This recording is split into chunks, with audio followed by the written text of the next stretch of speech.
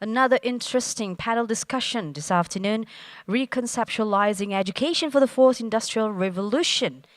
Ladies and gentlemen, the world is moving into an era of automated production and also data exchange in manufacturing technologies, which means jobs of tomorrow will be data-driven and knowledge-based. And this necessitates a radical change in industrial knowledge and manpower requirements today. But is the current education system prepared to cope for this change, ladies and gentlemen? Or what are the changes that need to be made? And how will the young generation be affected? Joining us in our panel discussion, ladies and gentlemen, is Mr. Marc Prensky, founder and executive director of Global Future Education Foundation and Institute from United States of America. And also joining us this afternoon is Mr. Ramji Raghavan, founder and chairman of Agastya International Foundation of India, and Mr. Andreas Schleicher, Director of Directorate of Education and Skill OECD of France. And I would also like to introduce Mr. Kamarul Bahrin Haron, Deputy Editor-in-Chief, Astra Awani Malaysia, who will be this session moderator. Ladies and gentlemen, please give them a big round of applause. Thank you, kind MC. Always great to see great ladies Sarawatian. I'm not going to go there yet. This hall is not full. Please call, text, message, WhatsApp, YouTube, whatever. Get them in, because I want to prove this to you. You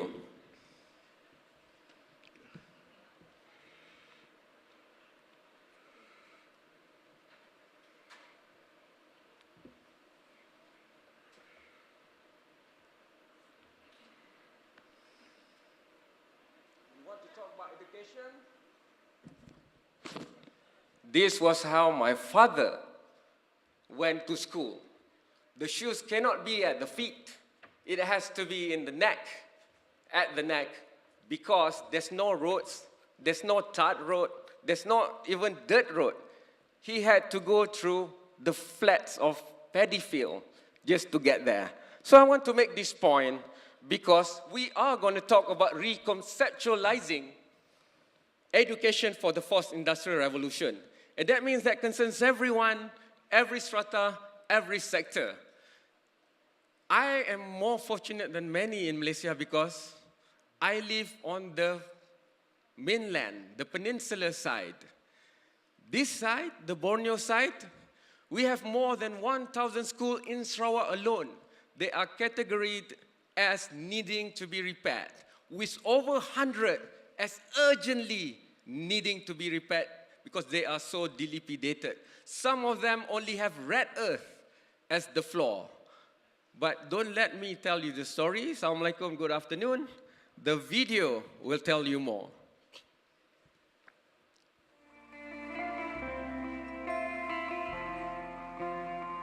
Aku akan ingat pemerintah penghidup kami di sekolah Subah.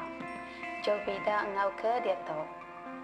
Amat pen hidup menya mayuh penanggur dan kami selalu bisik pengana dalam hati berkawa engau penghidup tajapan kami hidup mensa selalu suntuk berjalai berjam-jam ke sekolah. Angka Subah kami tan hati ketega pemerintah. Dia tu yang udah bisik pemansang. Aku yakin lalu percaya masa depan anak biak dia tu boleh mana lalu masa yang berbanding di Subah. Nanti bisik penganal dalam hati, mimpi olehnya di nyata.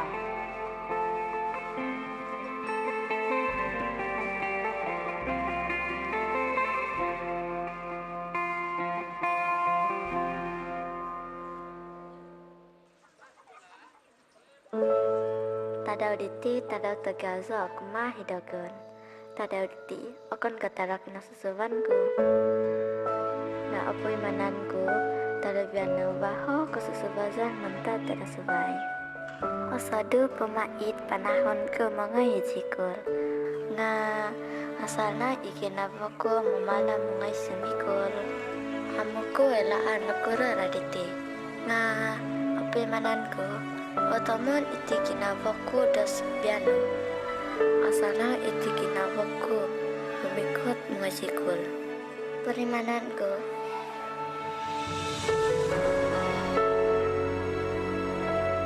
Atana aku mabaza tongatan satyo siti sikul.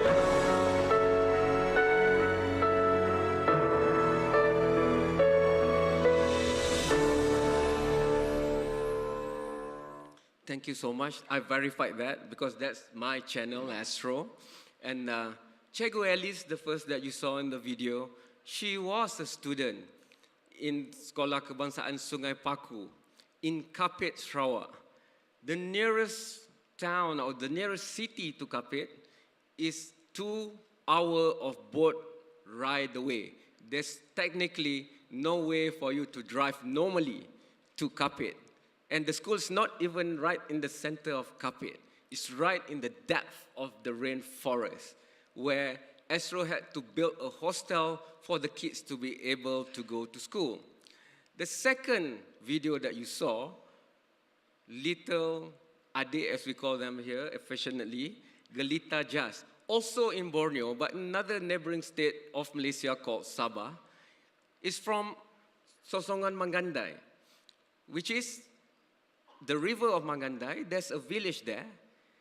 It will take them 4 hours of bone-rattling, 4-wheel drive ride just to arrive there.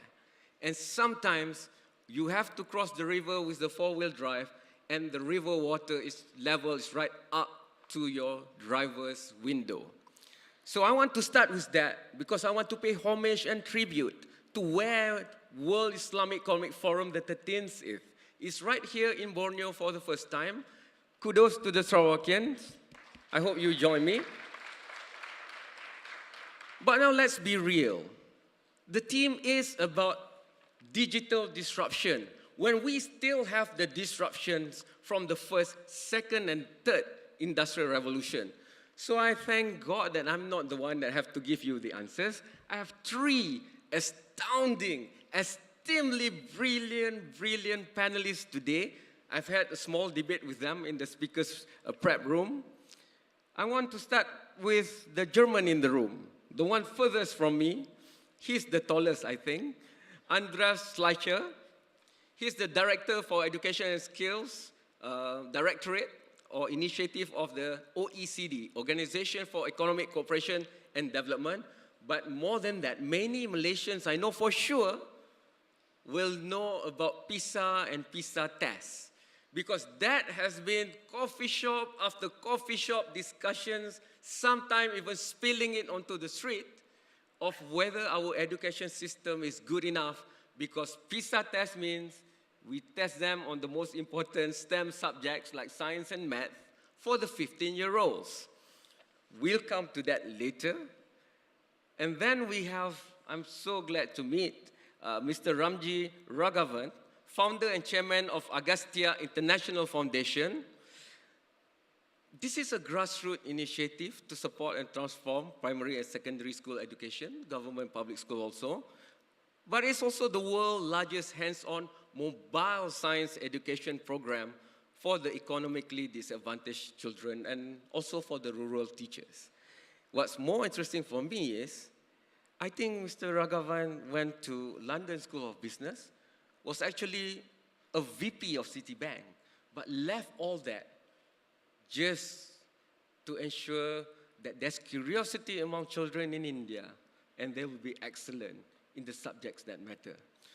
Last but not least, I had the interview of interviewing Marc Prensky for about half an hour this morning for my own TV show. And this dude is cool. First thing he said, "How come you got to wear sneakers?" Little did he knew that I had to put a gun literally to my cameraman's head, and he's somewhere there. Because this is, I think, a Line 7 shoes, and he thought I would dirty it. You know, these people nowadays with brands. But because it's white. So Mark is a graduate from Harvard, and he now looks at education.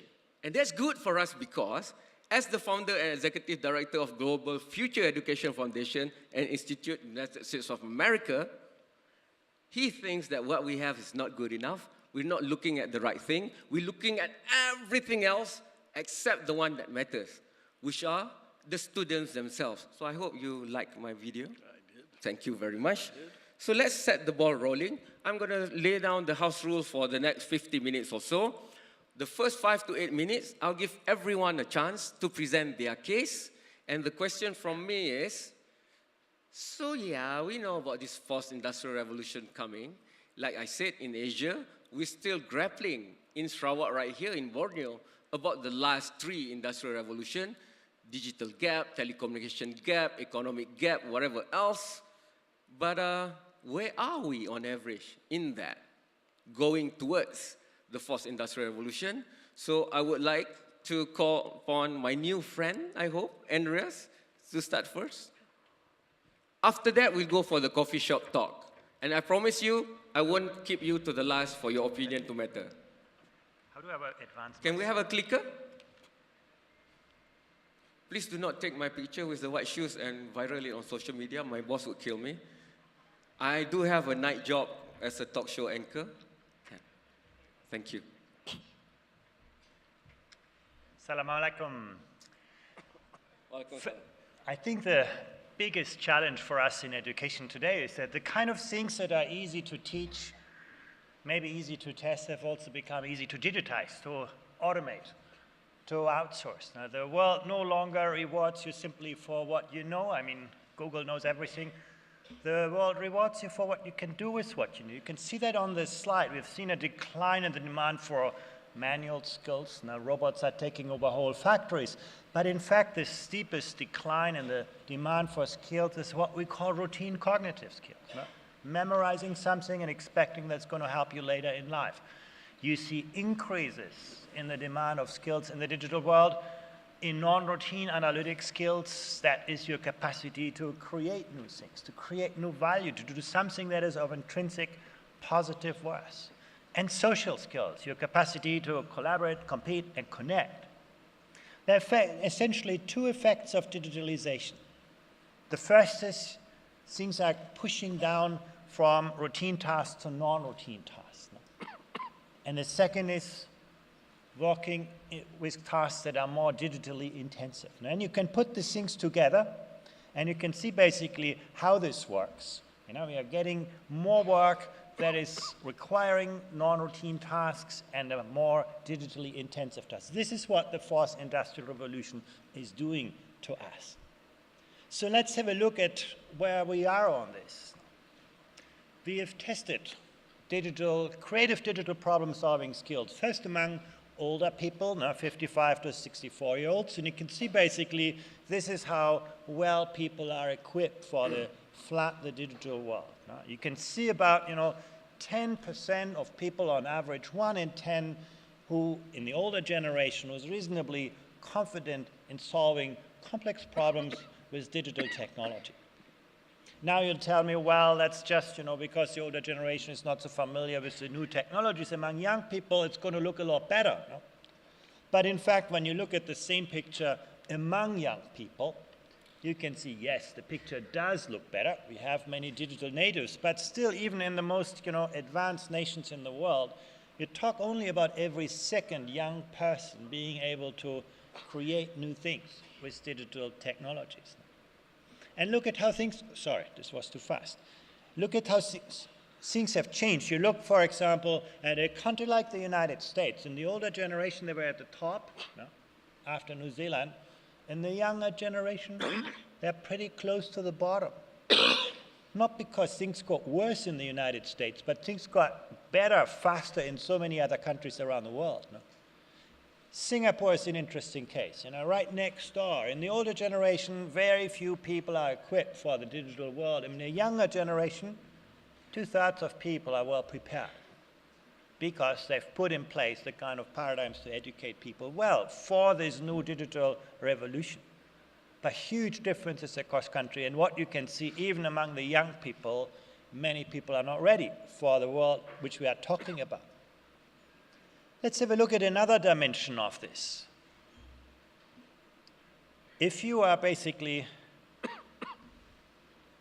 working in an environment that is not digitally intensive, in a very traditional kind of workplace, your problem-solving skills actually decline with every year after you've left school. If you work in a digitally intensive environment, the kind of modern 4th industrial revolution workplace, you can actually see you keep growing, you keep developing your skills. And that's something that we need to take to heart. Today, we no longer can prepare people once for a lifetime, but it's very important for people to continue to invest in their skills, to continue to upgrade their qualifications and their skills. And you can see actually people in the top line in a kind of workplace that extracts good value from skills. That's where those things are actually happening. We also see, for example, if you work in an environment that is more digitally intensive, that's the blue bar, actually you learn a lot more from your colleagues. Others keep helping you to learn. You learn things by doing. You keep up to date. And the gray bar is about, non-routine environments, very similar thing. So actually the fourth industrial revolution, we should not look at this simply as a threat. It's going to take jobs away from us. Actually, it's creating huge opportunities for those who are well prepared, for those who work in those kinds of environments. Now, what role can education play? Now, first of all, the good news. We have seen a decline in the people without baseline qualifications, and we have seen a huge increase in the number of people with university qualifications around the world. Amazing. 40% of people, at least in the industrialized world, now have some form of university qualification or an advanced vocational degree. But that's only one side of the coin. That's just, tickets, formal qualifications. If you actually look at the skills, you can see among those who don't have good school qualifications, there's huge shares of people who lack elementary skills. But even among school graduates, you can find significant proportions of people without basic skills. And even among university graduates, there are lots of people in many countries, 10, 15%, that actually lack the most important foundational skills for success in today's world. The bottom line is a degree, a certificate no longer assures that you actually have the kind of skills that you need in the digital world. And those countries, those nations that are good in recognizing the skills people have rather than the degrees they once obtained, they are today the most productive economies. So what skills do we really need to be successful in today's world? There's three components that we at the OECD have analyzed in our data and we put at the forefront. The first is about creating new value, your capacity, you need to remain curious, to create new things, to have the kind of creative thinking skills that allow you to do something new, to connect the dots where the next big idea is to come from. That's one thing. The second thing is your capacity to mention tensions and dilemmas. Now, in this ambiguous, fast-moving world, it's very hard to figure out, what's right and what's wrong. You need to develop the kind of compass that is going to give you direction, that is going to tell you where to sort of navigate. That's the critical, managing tensions and dilemmas. Very, very important. And the last one is the hardest one. That's basically your capacity to mobilize your cognitive, social, and emotional resources to do something, taking responsibility, taking action. Those are the three classes of competencies that in our analysis will help people to remain successful in the fourth industrial revolution. But you can see very well from the data I just presented that we are very, very far from this reality. The biggest threat to our school systems today is not that they are ineffective or inefficient. The biggest threat is that they become obsolete because the world requires a different set of skills. Thank you very much. Thank you. My good new friend from India, please do us the honors. Must warn you, I see a former cabinet minister. There's another top expert Malaysian educationist. I'll keep later. Yeah, go ahead. So, you read about and you hear about the importance of unlocking the creative potential of communities around the world. In fact, some people have said that it has to be one of the top 5 goals of the century, or at least the next few decades.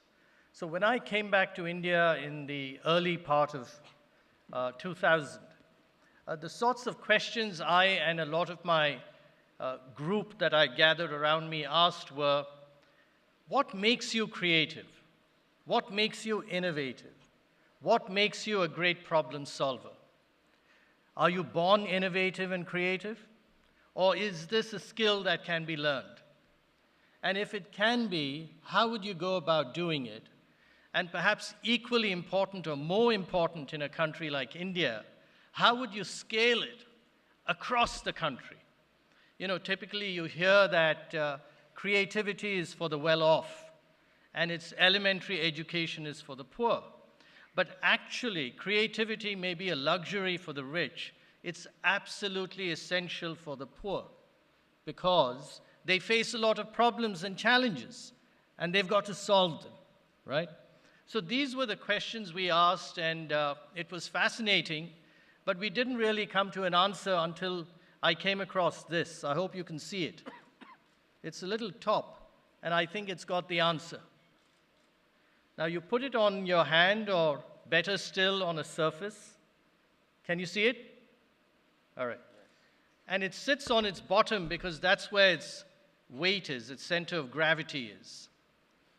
But the beauty about this top is you spin it on a surface, and it suddenly tips over and starts spinning on its stem.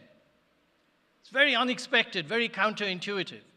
And almost anyone, old or young, when they see this happen, they go, ah! And the ah is very important because in the ah, your mind is awakened. Your curiosity is stirred, right? So the ah is terribly important. And then you wonder, now, how did that happen? Is there any science to it? Could it have happened differently? Why did it happen? In the case of the tippy top, it's not that simple. There's a picture on the internet of Niels Bohr and Wolfgang Pauli in 1951 in their suits and ties staring at a tippy top, and you can tell from their expression that they're trying to figure out the math and physics of it, okay? But the point is, when you start questioning and you start inquiring, if you do find out, you speak to a friend, a teacher, a parent, today the internet, or whatever, do it yourself, you experience the famous aha effect. So what I said is, the two most profound things in learning and actually in living your life are ah and aha. You come to a presentation or a conference, if there's no ah, and if there's no aha, then there's a problem, okay? But it's not that simple, as the ladies were just laughing. There's a third element to all of this, and that is you must have fun doing what you're doing, right? And that's the ha-ha effect. So I said, look, the mission of our foundation really should be to disseminate the spirit of ah, aha, and ha-ha.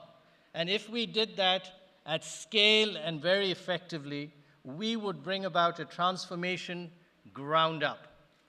Ah stands for wonder and curiosity.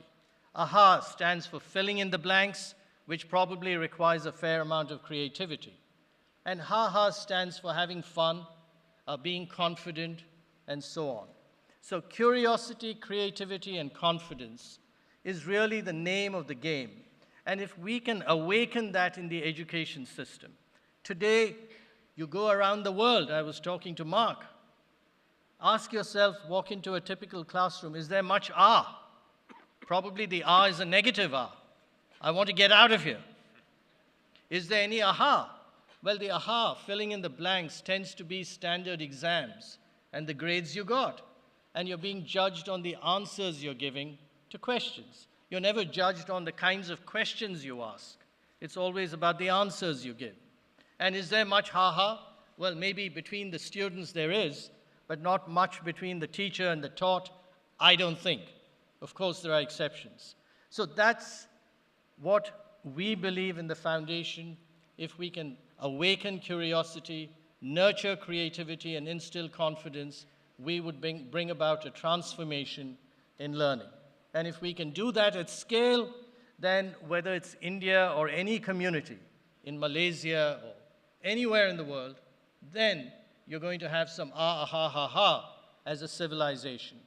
So thank you very much. I do have a short film, but maybe we don't have time right now. We can show it later. But we can show now. Okay. Who wants to watch a movie? Yeah, see, there are ah-ha coming. Okay. Technical team, thank you. It's a 3-minute film. I was warned it's not great resolution, and I said, well, poor resolution but great film may be a better bet than high resolution and a lousy film. So have a look at it, and hopefully it has the ah-ha-ha-ha effect on you. Ramji, Sangam was 4 hours, so we can bear through this.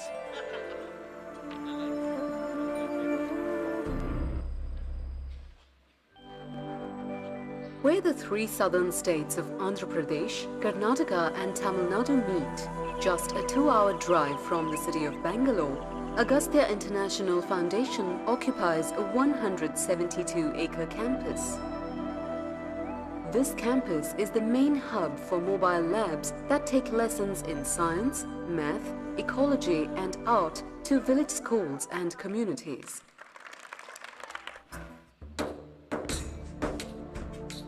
In the midst of rural India, Agastya's campus provides a hands-on science museum for children which has one rule: please touch, challenging young minds, sharpening motor skills, and drawing on familiar stories.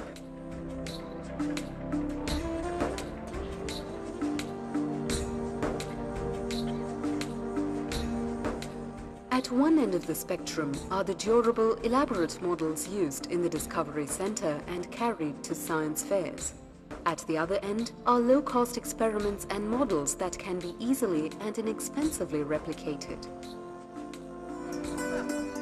Scientists who come to instruct teachers and conduct research on the Agastya campus have freedom to experiment with their own methods of teaching and to share the knowledge acquired over their illustrious careers.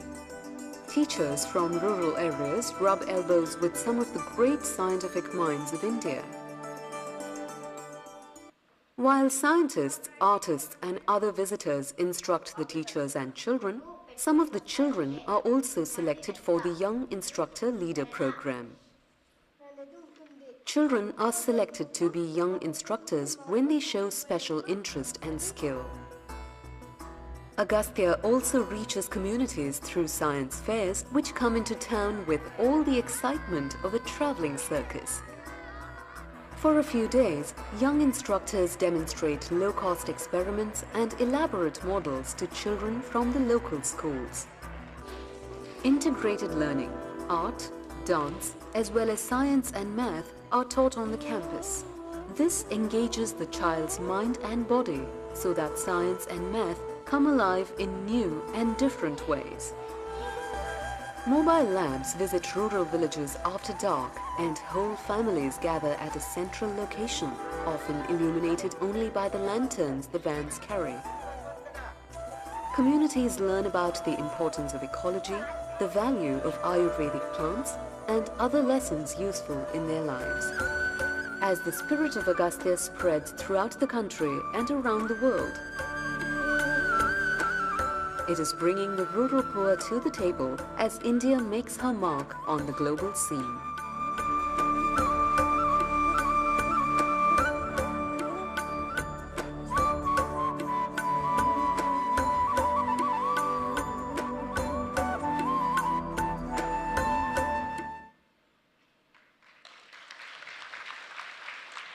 Ramji,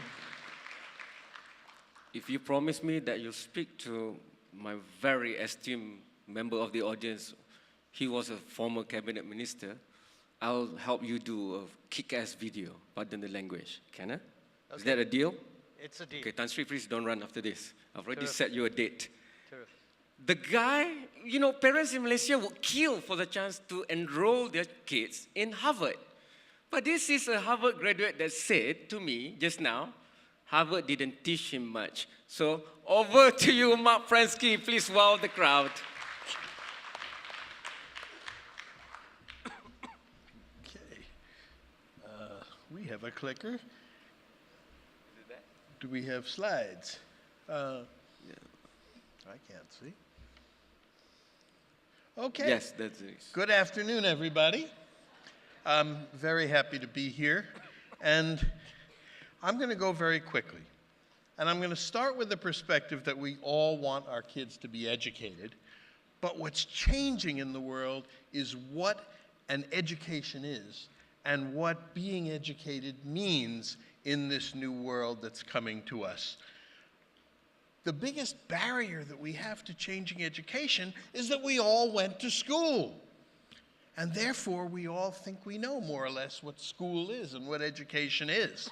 It's classes, and you know what it is. It's kind of the academic approach.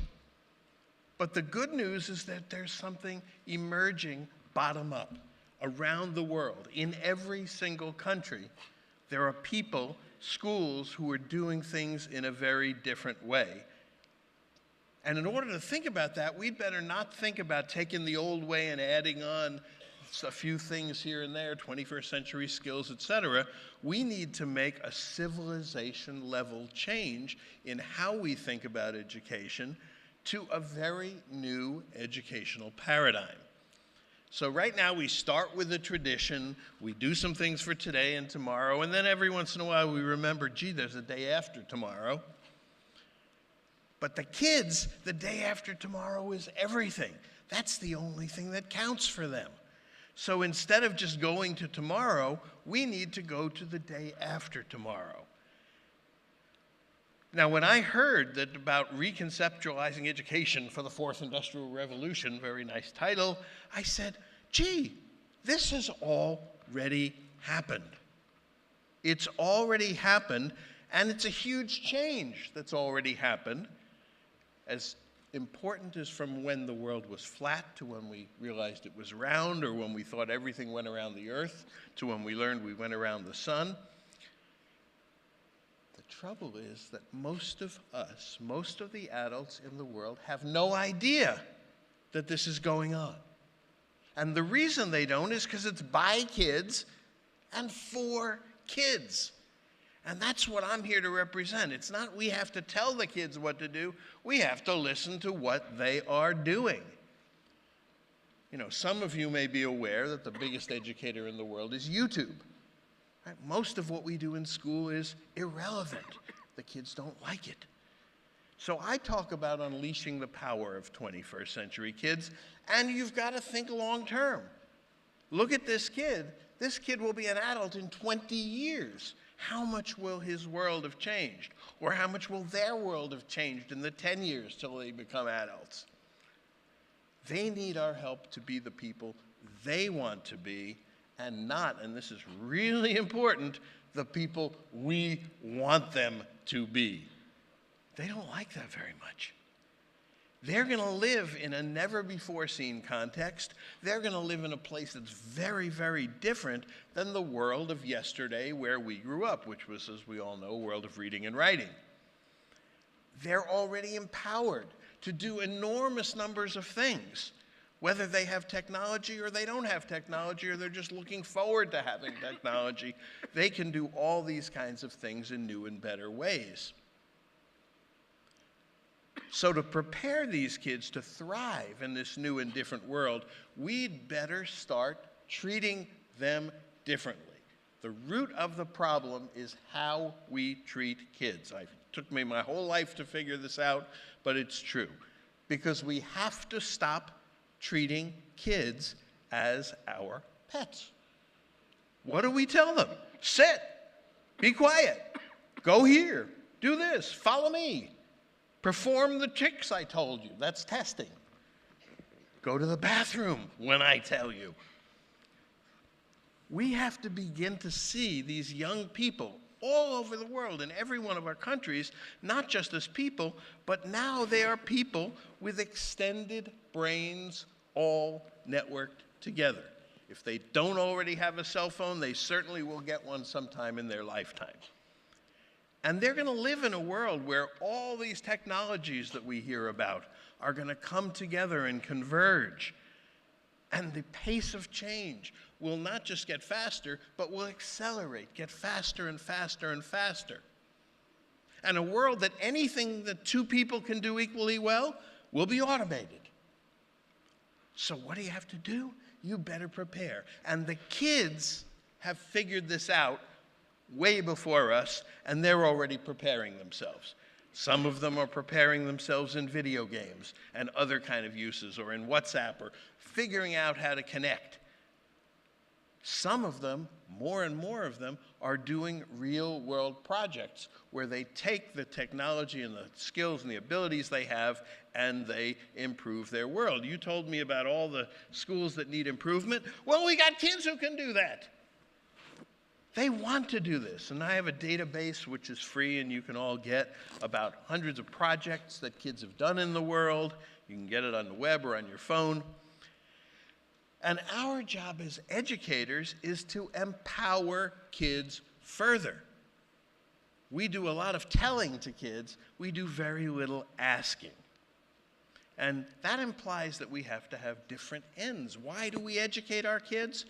Not just to make them better intellectually, that they can do a little more reading or a little more math.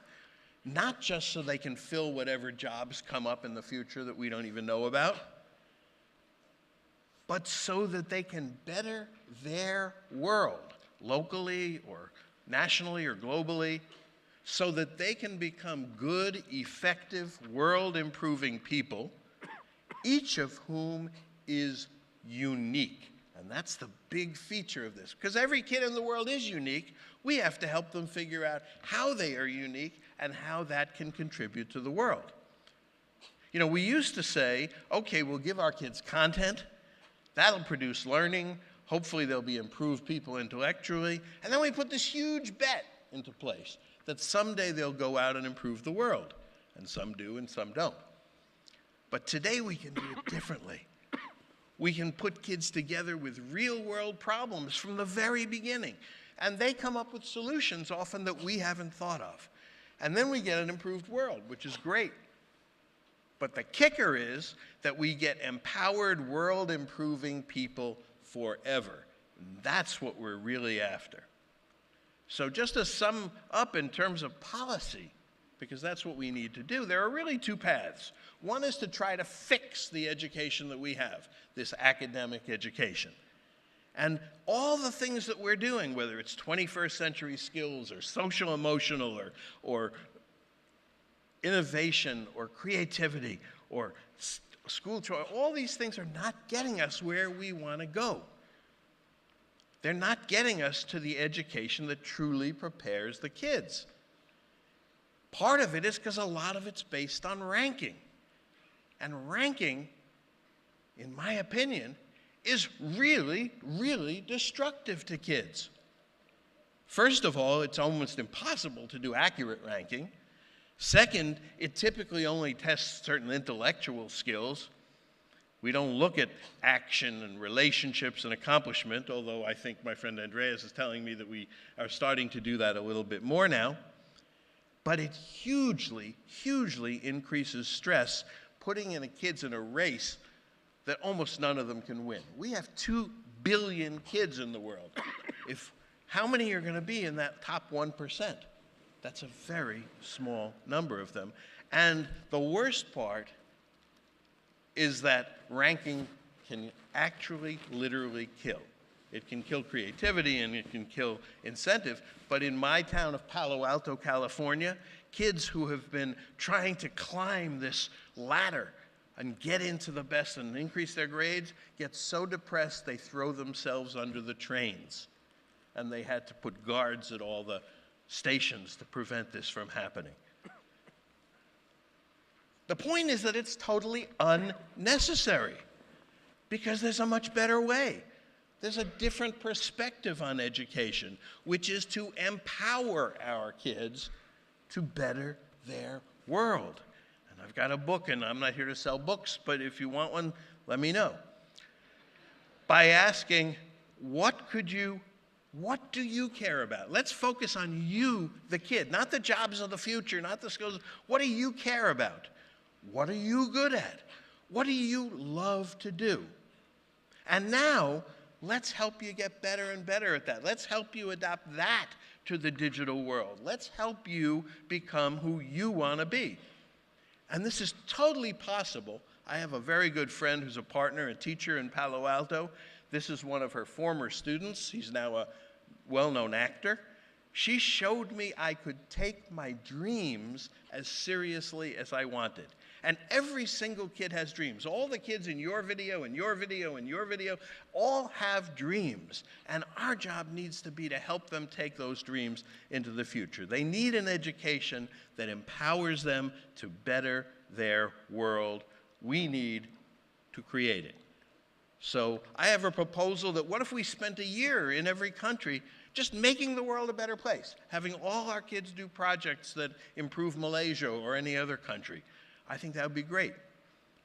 We're at the ground floor of a very, very new world to come that's going to be full of imagination, that already is, full of creativity, it already is, even if we don't see it, innovation, and entrepreneurial spirit.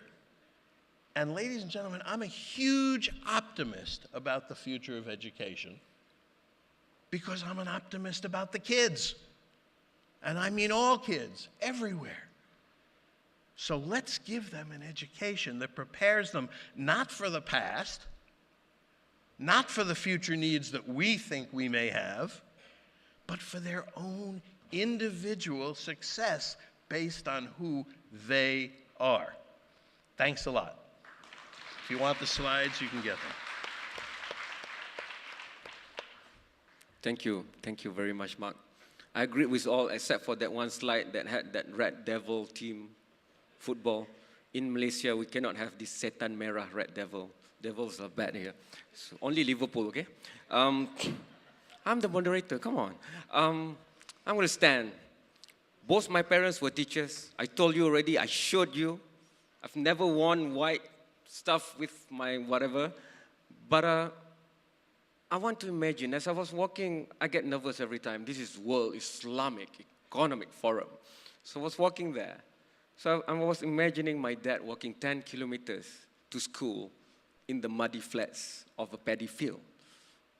And I want to throw this question to Andreas. We talk about preparing for the fourth industrial revolution. We know that there's going to be IoT, big data, we need data analysts. Malaysia needs about 2,000 or more data analysts by 2020.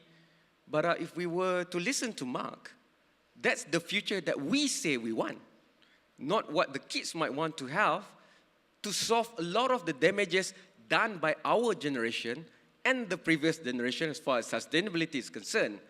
But correct me if I'm wrong, most of the countries in the world, the public policy, the government is the biggest provider of education. It will be institutionalized, it will be under ministry, and it will be run by civil servant. And it will become one of a statistic, Tan Sri Wahid is here, so I must be careful, statistics under EPU or whatever, for the national budget. So it first will become a number to be allocated funding to, and then it will go to the ministry, and then it will be translated by thousands of civil servants, and then it will go to the more than 10,000 schools, including the one that you have to go by four-wheel drive like 4 hours. And how are we going to ensure that it is for the kid and not for everyone else? Can you get where I'm trying to go?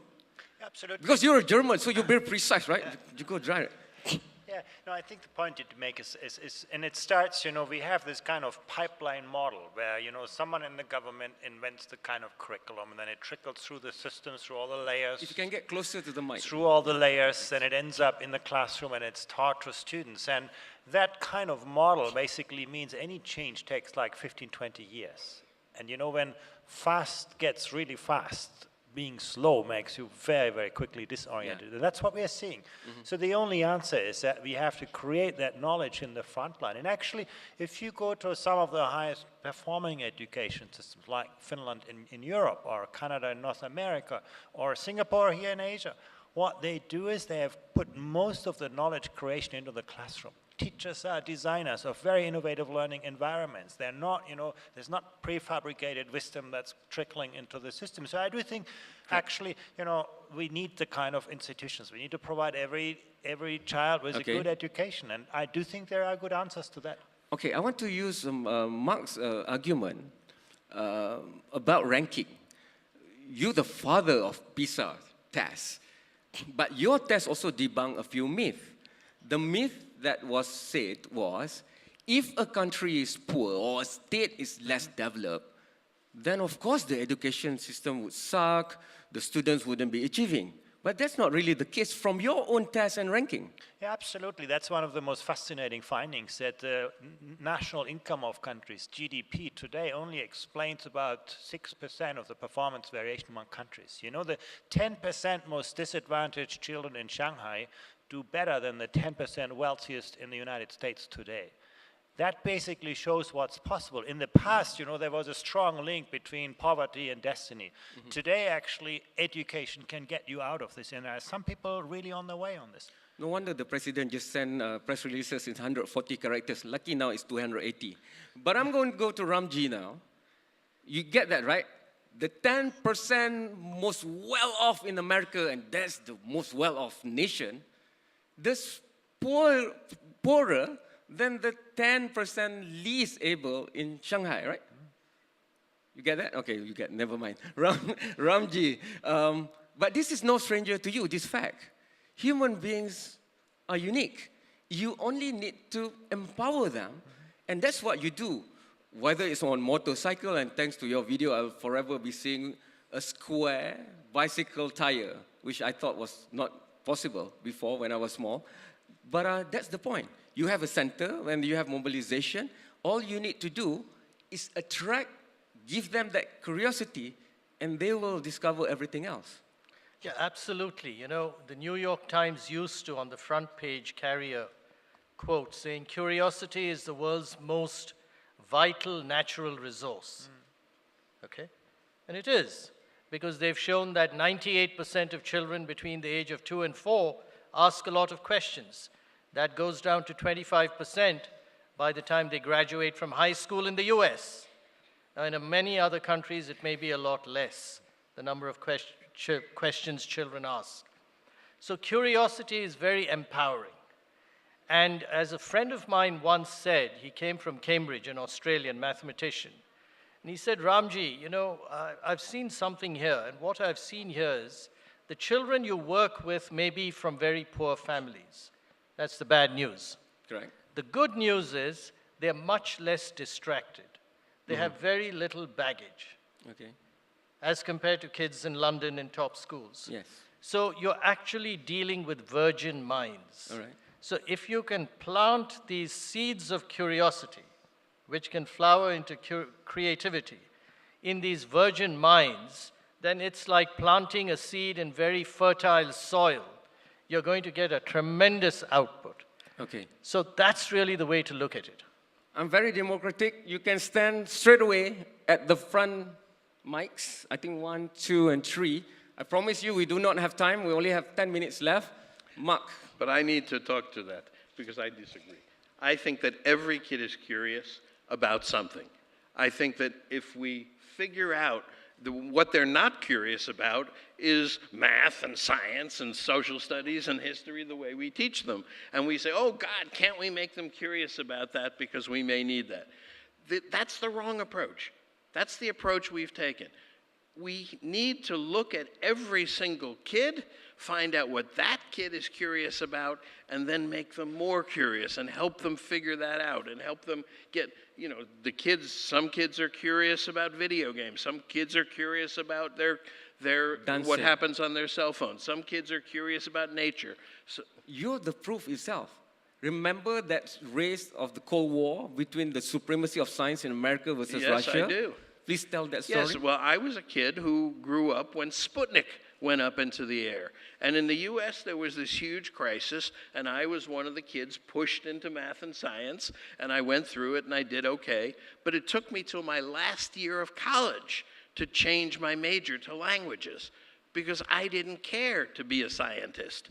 I love science, it's very interesting, I'm curious about it, but that's not who I wanted to be. So it's really important, if we want to have a world where people succeed and really feel good about themselves and even do the things that we need, which are going to be big data and all these things, people have to want to do that. The people who should be doing big data are the people who want to do big data, not the people who want to do something else. And if we don't do better at helping our kids figure out who they are, what they're curious about, and help them achieve their dreams, not our dreams, their dreams, we will really fail our kids. Andreas, you want to add into that? No, I agree with this, but at the very same time, I think we also, I mean, the problem is with an approach where we just rely on the individualist that usually serves the wealthy children well, you know. If we do not have transparency and a kind of system that allows everyone to succeed and that actually capitalizes on anyone's potential, that's what we end up with. That's the best educational opportunity go to the wealthiest and not to the smartest. No? You do not need to introduce yourself. You're Tan Sri Abdul Wahid Omar. You were an Uber driver. Was it Grab before? You know, he's Grab, right? But he now sits on multi-billion funds, you know, so please, the mic to you. Well, thank you, Kamarul, for giving me this opportunity. Just a quick update.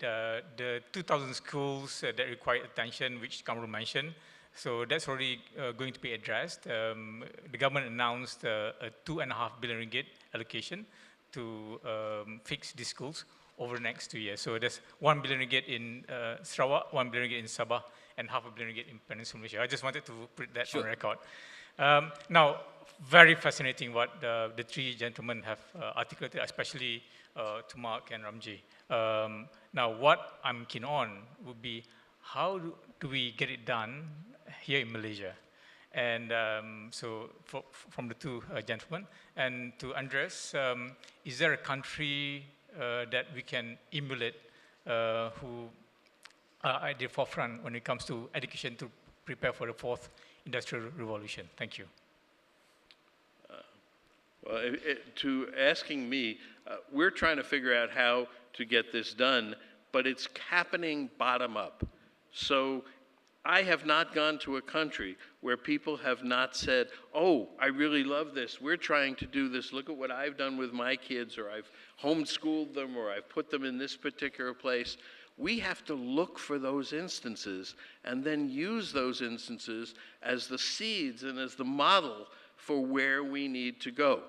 It's very hard to take a group of teachers who've been doing something for 50 years and say, do something different.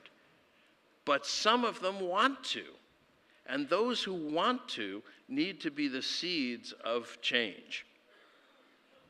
Yeah, I would, I certainly would agree that look for people who have already found solutions and see if you can scale them up, whatever it is, right? Having said that, the model we've developed in India, because we said we want to raise the level of the ocean even by a millimeter, or help raise, is we needed certain channels to engage with children. It's not so much teaching science, it's about using science as a language to foster the other things. So we also have an art program, a humanities, and so on and so forth. But to reach large numbers of children, we have mobile science vans. We have about 200 of them that go around India. Then we have labs on those motorcycles. You can have mobile art labs or mobile project-based learning labs, whatever, right? It's a question of the funding. So one possibility is we take some of these things that we have done successfully in India, but at a large level, and say, can you replicate this, the channels in a different country? And that's possible. I might come back in February.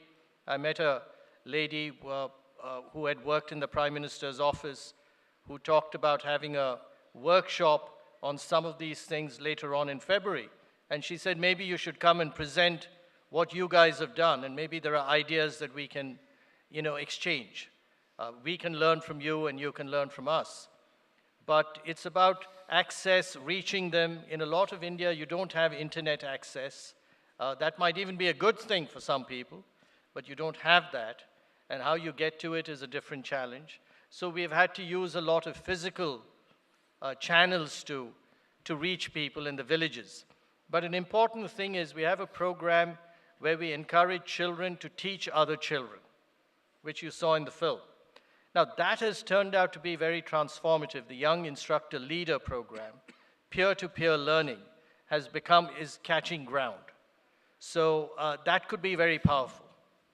Andres. Yeah, I think there are lots of things that, countries can learn from each other. I think the world is an amazing laboratory with lots of interesting solutions also. But actually, when we did the last PISA assessment of Malaysia, the overall results were not so great. But actually, we found lots of schools actually with amazing results. And sometimes in very poor areas of Malaysia, schools had fantastic results. I think what you can do today is, find out who they are, give them the space actually to develop great ideas and sort of inspire other schools, sort of developing kind of incentives and support for good ideas to actually be visible and translate into other places. And when you want to see, for example, a system that has done that really well, I mentioned Shanghai, what they've done really is they've basically attract the most talented teachers in the most challenging classrooms. They pair the high-performing schools, the amazing schools, with the less-performing schools. And actually, this is the way how they, from the bottom, actually create a great system. It's not all coming from the top. And you can go, in Europe to Finland, the Netherlands, there are plenty of really good examples. But I would already say there are many, many high-performing teachers in schools in Malaysia today, and sort of finding out who they are, using their ideas and their wisdom to bring into the system, I think can do amazing. Okay, very quickly. I would just, I really want to add to that, that we have to find other ways of defining high performance than high test scores. Even higher order thinking skill. Okay, go ahead. Please introduce your name, where you're from, and one question only. All right. Hi, my name is Wisal Abukalia. I'm from Libya. First of all, thank you very much for all the amazing information. I'm a aerospace dynamics and rocket aviation graduate from NASA. However, I don't quite believe in education as I graduated when I was 20 years old. So my question is for Mr. Marc. I have 3 young siblings, 17, 14, and 12. My parents are huge on education as I graduated from NASA. And I've always told them that education is not that important, but actually what we implement in our generation, our kids, because it's so fascinating, the questions that my siblings ask me all the time. So my question is actually I want an advice. How can we help our parents adjust to our world?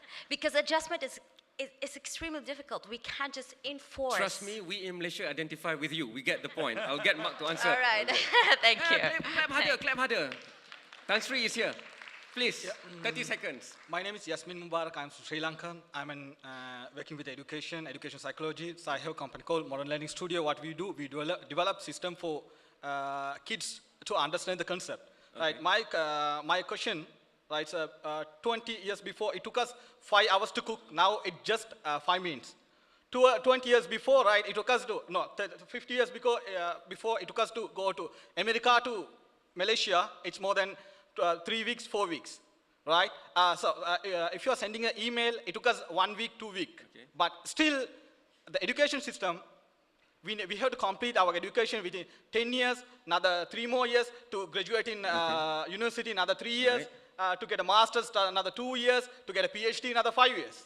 Is there any instant solution?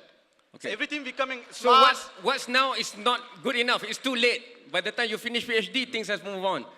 The final question. Hi, I'm a law student doing my degree online completely. And everybody doubts me because they don't think I can graduate in law with a degree online.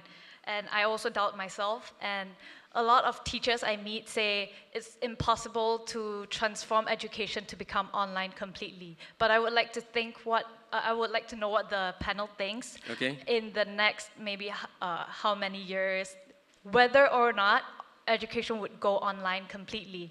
Okay, MOOCs and stuff. If you want to hear the answers from my panelists, because the clock is 0, please give a loud yes. Yes! See, they cannot sack me now. Okay. Over to you first, Marc. First question. If people want to learn, when somebody knows what they want to do, where they want to go, what their dreams are, you actually can't stop them. Online will be fine. You can become a doctor doing a lot of the things online, not everything, but it's amazing how little you have to do than what we do today. I think we just have to make those kids understand who they are. When I love your vans, and I would like to make them, some of them at least, find your dreams vans.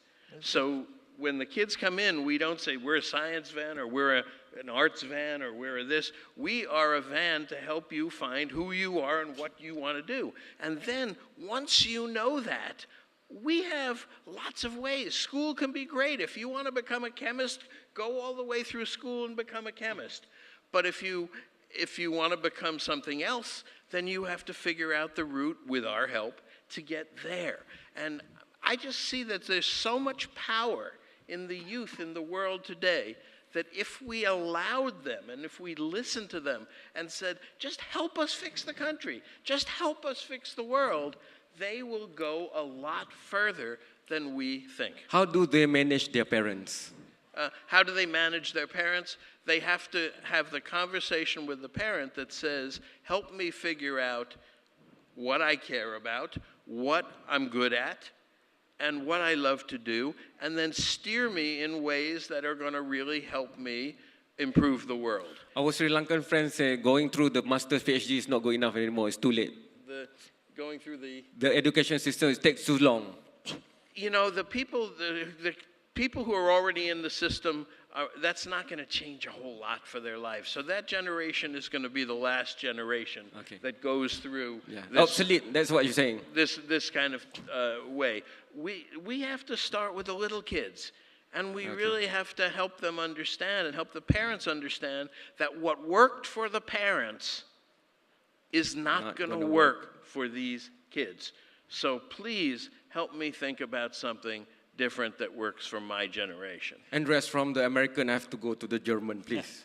Yeah, you know, the question on technology is interesting. You know, I think technology is an amazingly empowering tool for learning. It allows you to learn, you know, where you want to learn, what you want to learn, how you want to learn. At the very same time, we also know that learning is a relationship.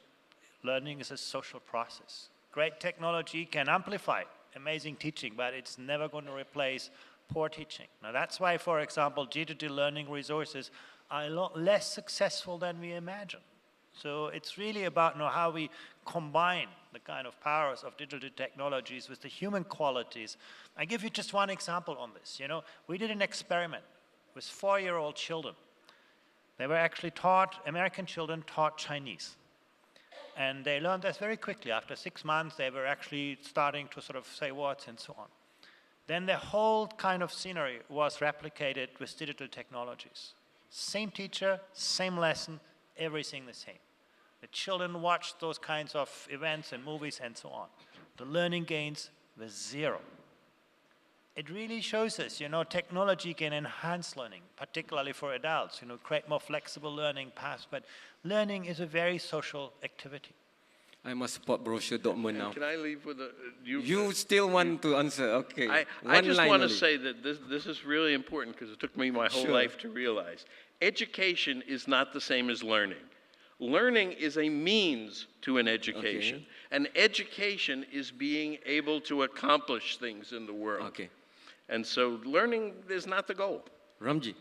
You know, about 2 years ago, I was talking at MIT, and then there was a talk by the president of MIT, Raphael Reif, and he said something interesting. He said a lot of the professors were coming and saying that the students were not attending class like it used to be.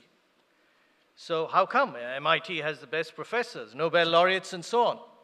The reason was the students apparently felt, many of them, that they were learning more and it was a lot more fun working among themselves on projects rather than coming to a class and listening to a lecture. So it's not about whether technology will take over, it's good or bad, it's how it is used, right? It can be used in a traditional way, it can be used in new ways to build networks. So that's really how, you know, things should shape up. So project-based learning. As far as influencing parents go, you know, it's like the tippy top. It's children sort of leading the parents or influencing them. I've got to be careful what words I use here. Now, what's happened is that peer-to-peer learning again can help in that process. Because when you start building a coalition, if you want to influence someone, you say, there are 5 other people who feel like me, and here's our idea. You might have a better shot at it than if you just went alone and told your father or mother, hey, I don't think this makes sense. We've got to do things differently. So peer-to-peer learning, what we are finding in the villages is, and it can be applied anywhere, it's not about a village or a town, is actually a way of building coalitions. And it's not very different from the MIT thing, the project-based learning thing. Working in teams can be a good way of positively influencing your parents or even your teachers. You know, teachers also need to be influenced. Every individual is unique. We have the capacity to control technology, not just be disrupted by it. We have to do good. We all know that. How do we do it?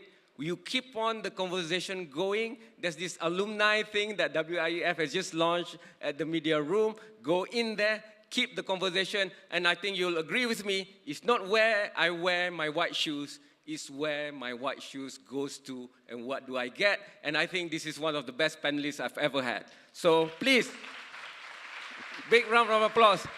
Sorry so much to the MC for taking time. Goodbye, you've been good. Can we have a Once again, picture? ladies and gentlemen, please another big round of applause for the moderator and also the panelists on stage. Yes, hot topic for this afternoon on reconceptualizing education for the fourth industrial revolution. Ladies and gentlemen, we have another session to go. So ladies, please get ready for this one.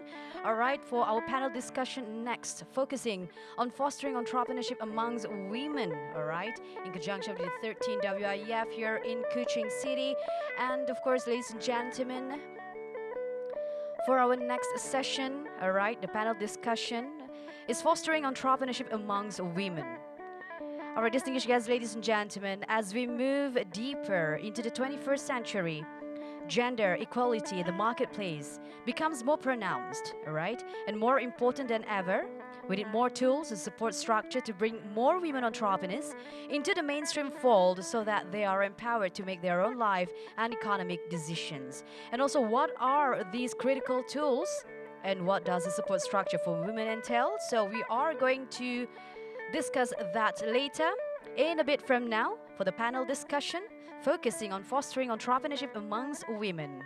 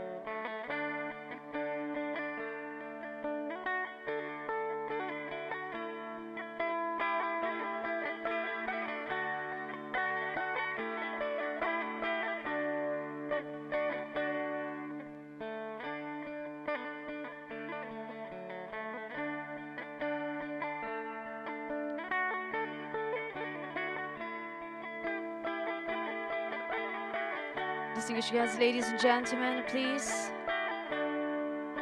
we invite you to come and join us for our next panel discussion, which will be focusing on fostering entrepreneurship amongst women, which will begin in a bit from now. Ladies and gentlemen, please, kindly be seated.